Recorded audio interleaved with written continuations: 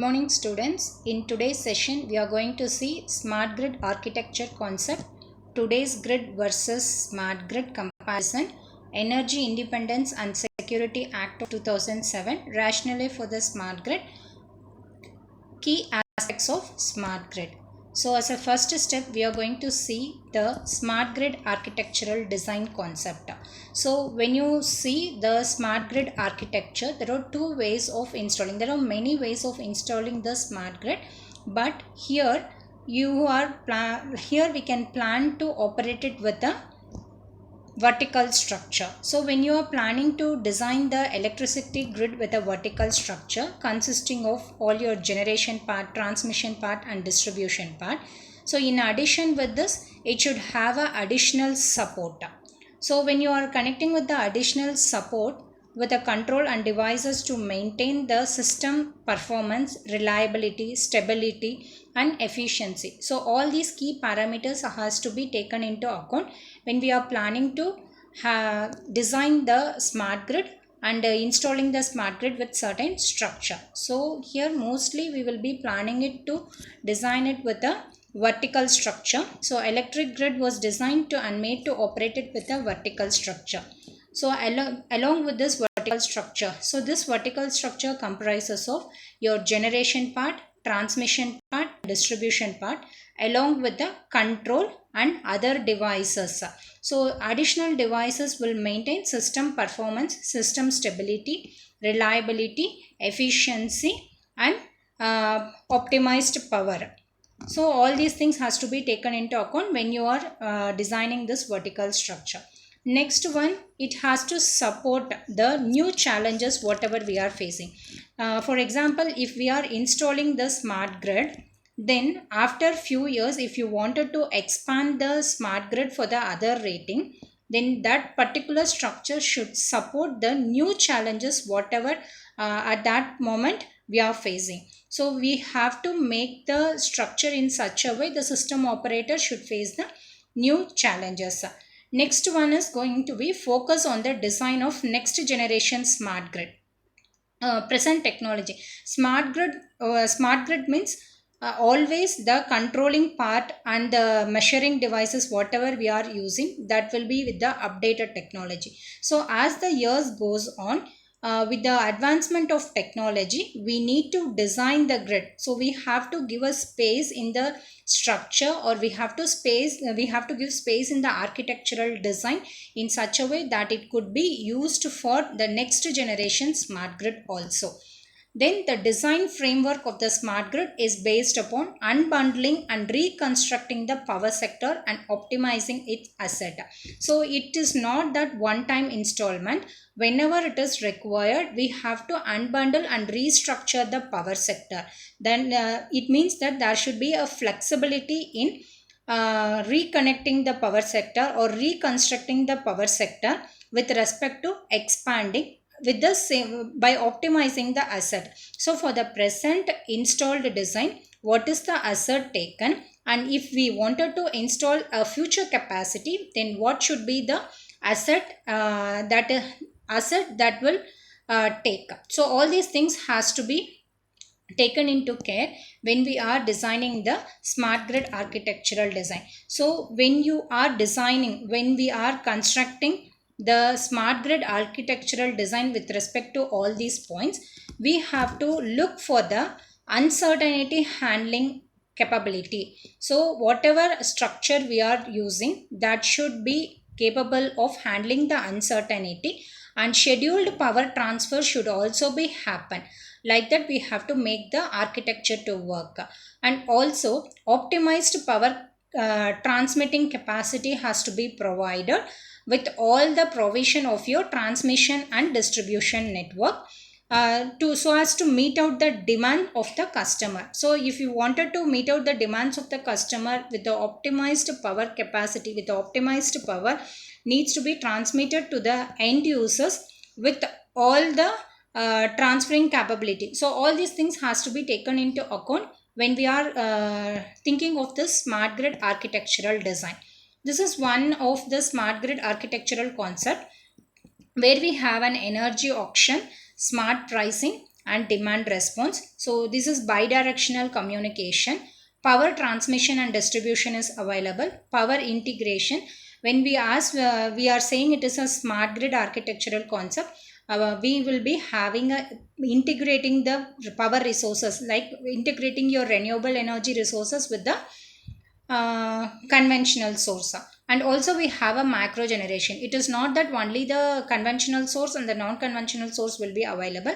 Also we'll have a macro generation like a distributed generator, gas turbine, micro turbines, fuel cells, photovoltaic, small wind turbines, and biogas digester. So all this falls under the macro generation. And we have to have a proper communication system. So when if we say it is a smart grid, smart grid means automatically everything, data, operational data recording, and analyzing the data, asset management, asset estimation, everything it happens automatically. So to have the automatic data recording, we need to have a smart meters, and this smart meter need to be connected at the back end for a day as a database. So from that database, it is possible for us to collect the data and make it enhanced to work for the future cases. And also this is the macro generation that are used by the end users. End users is nothing but the customers. So customers most probably they will be distributing, they will be using the energy, or they will be using the appliances that are supported by the energy storage, or sometimes UPS we will be using. It means that whatever power generated, that will be stored onto the battery, and when the power is not available, the battery will supply power to all the electrical appliances of the end users. So this is one of the architecture concept where we can implement it in the smart grid. Energy auction. So here we have an energy auction. There are two auctions in renewable energy auction. This could either be a procurement actions or demand action. So this is here the government issues a call for tenders to install the certain capacity of renewable energy based electricity. Though we have all the resources, we have to take a proper license to install the capacity, to install the solar system. So here the energy auction, in the sense, whenever the government is issuing a call, a tender will be sent, and based on the tender a call will be taken to install a certain capacity of energy based electricity, renewable energy based electricity. And proper communication technology has to be provided with the recent updated technology. With the updated version of the technology, a communication system has to be provided to communicate, to send or receive the data with respect to uncertainty, vulnerability, and power theft. If any quality is reduced in while transmitting and generating the power, so or we need to record all those data and communicate the same to the legacy people, that is government people, so that they can improve the system performance.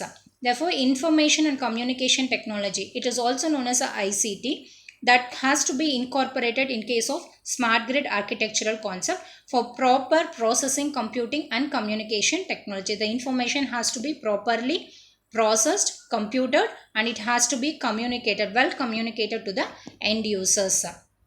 Now next is your comparison of today's grid with the smart grid. So all, as we all know that the today's grid will have they're like a microgrid, and smart grid will have all the provision. So with respect to all the characters stated over here, the each and every point will be compared. For example, the first one is going to be the active consumer participation. In case of today's grid, here the customer will not be informed with respect to anything. Nothing will be informed with respect to the meeting, or with respect to the power required, with respect to the power extension. So nothing will be informed in case of the case of today's grid. Whereas in case of smart grid, the customer will be, the consumer, whomsoever is consuming the power, they will be informed well in advance with respect to the agenda will be given. So how much power is required for your future, and how much energy you are going to distribute. Like that, what are all the consumers satisfaction will be there when in case of your smart grid, because whatever decision we are planning to take, that will be taken only after keeping the meeting or after consulting with the end users. Here the consumer will also be involved with respect to demand response and distributed energy resources. Next is going to be the accommodation of all generation and storage option. Here in case of your today's grid, it will be dominated by the central generation. Whereas here in case of smart grid, it is supported by the distributed energy resources. So here as it is a centralized generation, it is dominated by the centralized generation. Many obstacles will be there. So when you wanted to distribute certain amount of power, here many disturbances or obstacles will exist in case of your distributed energy resources interconnection. Whereas in smart grid, as we are using plug and play technique, so according to our convenience, we can plug the device and plug out the device based focusing onto the renewable energy available. So many distributed energy sources with the plug and play convenience will be focused on renewables. This is the second comparison. So the third comparison will be new products, services and markets. So with respect to this, in case of today's grid, here the updated technology will not be there. So whatever it has been installed earlier, the same thing has been incorporated. So with the availability or with the integrated devices, what better it could be done, that particular facility only will be available in the today's grid. So it will have, with respect to products, services and market, in case of today's grid, the services is limited and it pure service integrating the wholesale market, limited opportunities for consumers. Whereas in case of smart grid, mature, well integrated wholesale markets is also well planned, well growth and new electricity market for the consumers is available.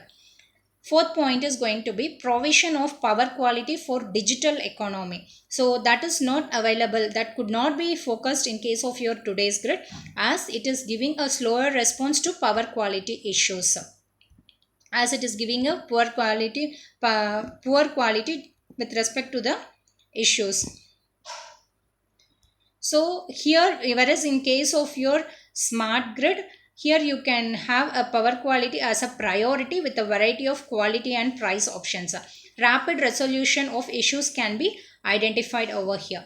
Next is going to be the optimization of asset and operating efficiency. In case of today's grid, as the power integration is very small and the operational data cannot be connected with the asset management, here optimizing the power in case of today's grid is tough. Whereas in smart grid it is possible, as we have a larger data acquisition system, since we are using a smart meter for recording the operational data. Next point is anticipating response to system disturbances, that is self-healing network. Self-healing network in the sense, it's like a many system connected together and monitoring at one place. In today's grid it is not possible, whereas in case of smart grid, automatically it detects and respond the problem, focus on prevention, minimizing the impact to consumers. The last point is resiliency against cyber attack and national disaster.